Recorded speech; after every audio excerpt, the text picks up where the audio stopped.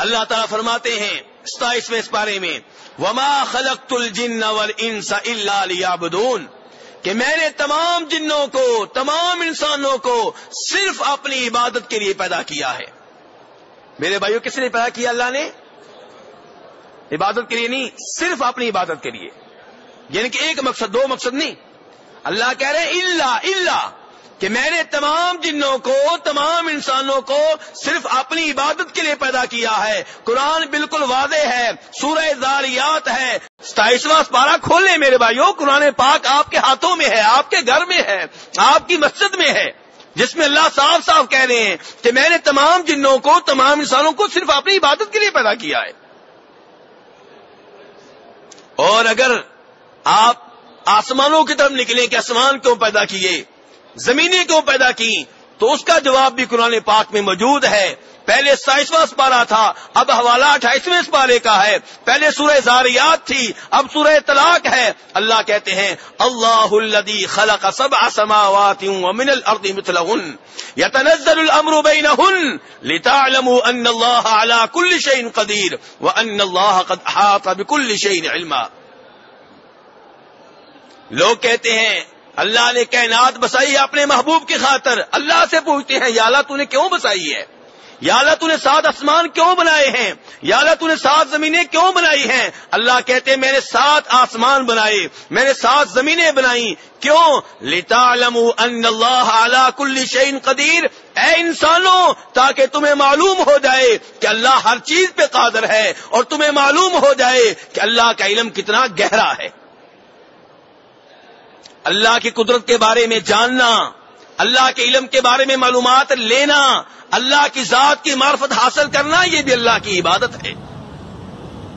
تو خلاصہ کلام یہ نکلے گا کہ اللہ نے تو سارا سلسلہ قائم کیا اپنی عبادت کے لیے، اور ہم محبت میں آ کر، عقیدت میں آ کر من گڑت روایتیں بیان کرتے ہیں اور کہتے ہیں نہیں، محبوب علیہ السلام نے کہا تھا کہ اللہ نے کہا ہے کہ میں نے کائنات بسائی اپنے محبوب کی خاطر. ایسی من گڑت روایات محبت کے نام پہ، عقیدت کے نام پہ اگر پیش کرو گے تو کسی اور کو بھی روایتیں گڑنے سے تم روک نہیں سکتے. تم نے یہ روایت گڑی، دوسروں نے ایک اور روایت گڑ لی، انہوں نے کہا ٹھیک ہے تھوڑا سا آگے بڑھیے، کہ اللہ کہتے ہیں کہ اے محبوب میں نے یہ کائنات بسائی ہے آپ کی خاطر، اور آپ کو پیدا کیا ہے علی کی خاطر، اور علی کو پیدا کیا تھا فاطمہ کی خاطر رضی اللہ تعالی عنہما. اب کیا کرو گے؟ ان سے کہو گے تمہاری روایت جھوٹی ہے، وہ کہیں گے تمہاری بھی جھوٹی ہے. کیا کرو گے؟ اگر یہ کہو گے نہیں جی جو مرضی بیان کرو تو کہیں گے ٹھیک ہے ہم بھی جو مرضی بیان کریں.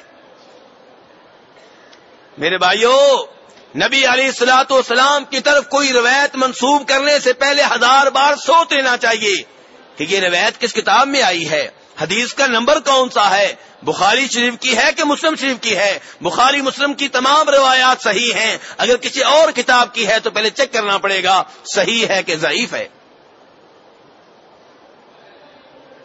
تو میرے بھائیوں کہنے کا مقصد یہ ہے کہ اس آیت میں سورہ ذاریات میں اللہ نے بتا دیا کہ جنوں انسانوں کی تخلیق کا مقصد اللہ کی عبادت ہے.